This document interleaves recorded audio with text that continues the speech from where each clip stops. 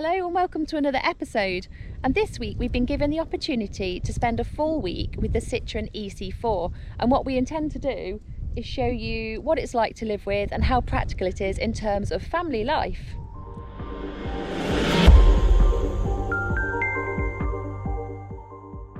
Please remember to check out our other videos and to click on the subscribe button and tap on the bell icon so you get notifications each time we upload another video.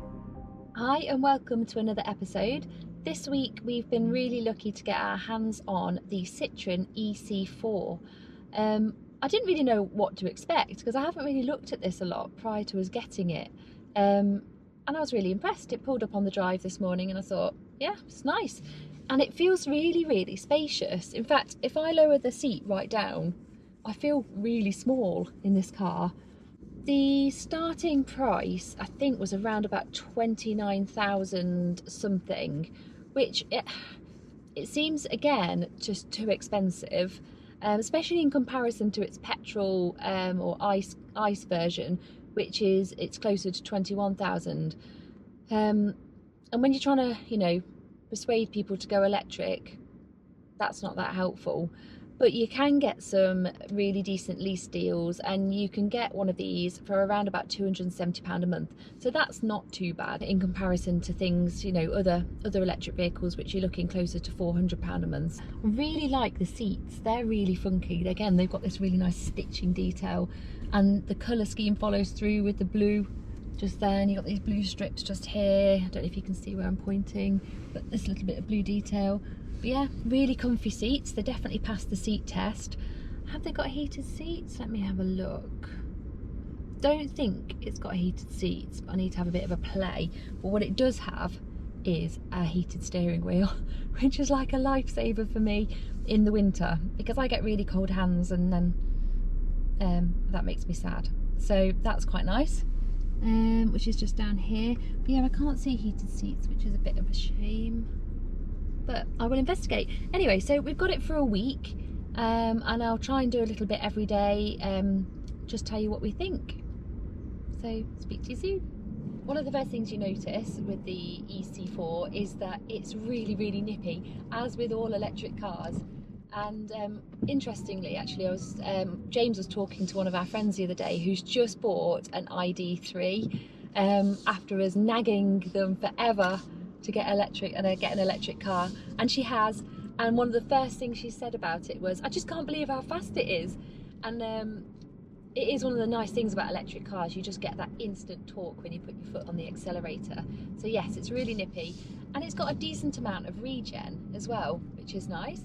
Just doing it now. This is in Eco. It has a B mode similar to a few of the electric cars out there now, but you do have to put it into B mode every time you get in the car. You have to remember to do that. And your gear selector is operated with 1 or 2 fingers, and you've just got reverse, neutral, drive mode, and then below that you just flick it down one more time into B mode, and at the very top you've got park. Nice and simple, nice and easy to use. And then your drive modes just over to the left of that is it's just there. That's just for Eco and normal mode. But there's some really funky little features. Like I say, we've only had it for not very long, but we found one little feature which, just above the glove compartment, there's a little drawer that you press and it slides out, and in there there's like a tablet case and a tablet stand, so on the passenger seat side. So you just flick that out, and then you can attach your tablet to this little stand, and if you're the passenger, then you can sit and watch something or do whatever you want to do while the other person's driving.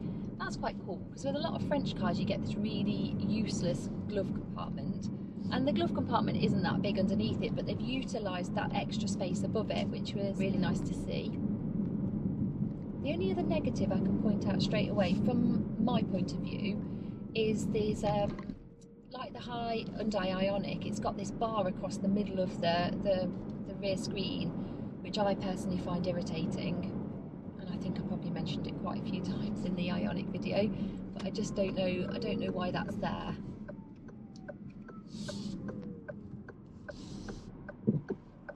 Just pulling out of a junction now, and that's in Eco, and that's still pretty nippy.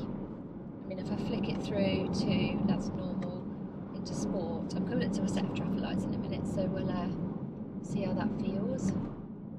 Okay. Yeah, that's really nippy. That's nice, and that's not even with my foot, you know, fully down on the accelerator. I don't know what a 0 to 60 is. I'll check. Anyway, that's it for now. See you later. I showed it to Florence last night, and she said to me, "Mummy, is it an I-Pace?" And you know what? It has got that kind of I-Pace-esqueness to it. It's a lot of manufacturers are bringing out cars of this kind of shape at the moment, in this kind of style. But it's really nice. It's got a really nice shape. It looks good from the front. I need to have a look at it properly from the back. I've not had much time with it yet, but from the front it looks really nice.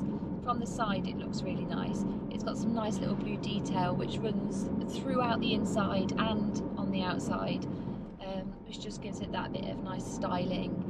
And I think it's going to appeal to quite a lot of people.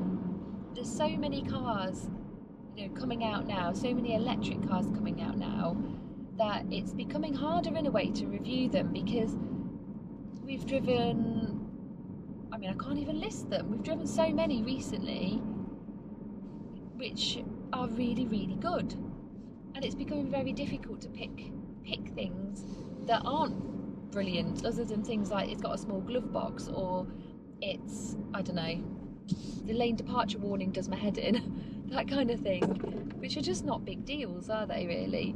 So last night we went for a little drive, and we charged the eC4, and it was really surprisingly good. It's advertised as having charging speeds of 99 kilowatts. And I was at home by myself asleep. You weren't by yourself, Daddy was with you.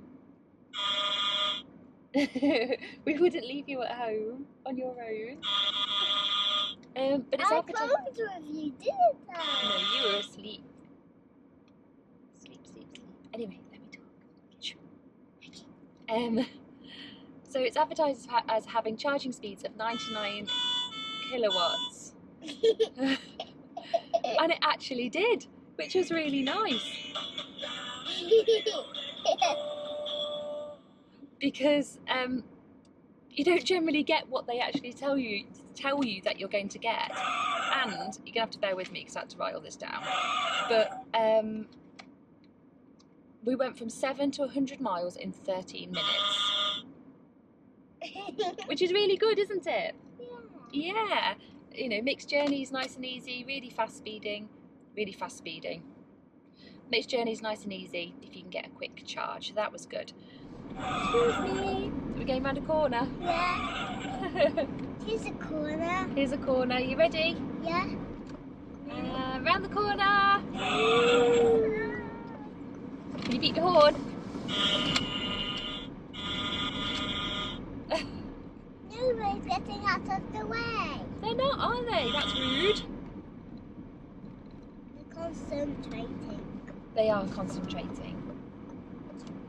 So Florence, would you have one? Would you have one of these? Or would you prefer to keep Simon Sam? Okay. Well, would you like this? Would you like to have this as your car? Is it one of your favourites, or do you prefer the one with the lion on the steering wheel? I like the Tesla. You like the Tesla? I don't think Daddy's ever going to win, is he? No.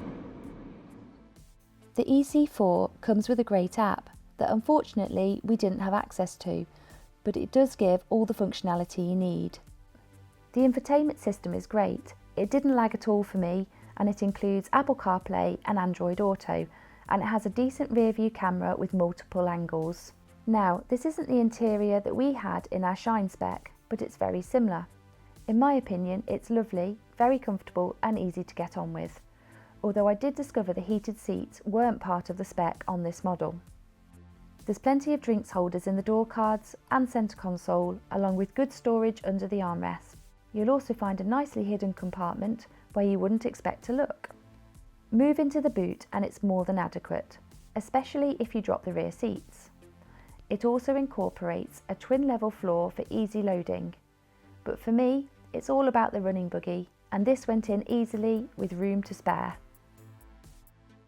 Rear seat access is excellent. and it appears Citroen have lengthened the check strap to allow for a larger throw on the doors. Add the high roofline and it makes getting in and out no problem. Hello. Please. Is that comfy? Yeah. It looks really comfy. Lots of space, isn't there? Kate, close the door. Okay then, bye-bye. Bye. On to charging. As standard, you have a 7 kilowatt on board with an option to upgrade to 11 kilowatts for £300. DC CCS rapid charging will give you 99 kilowatts on a suitable unit, and as shown here, you will get that. I found 18 minutes was more than ample to see me on my way.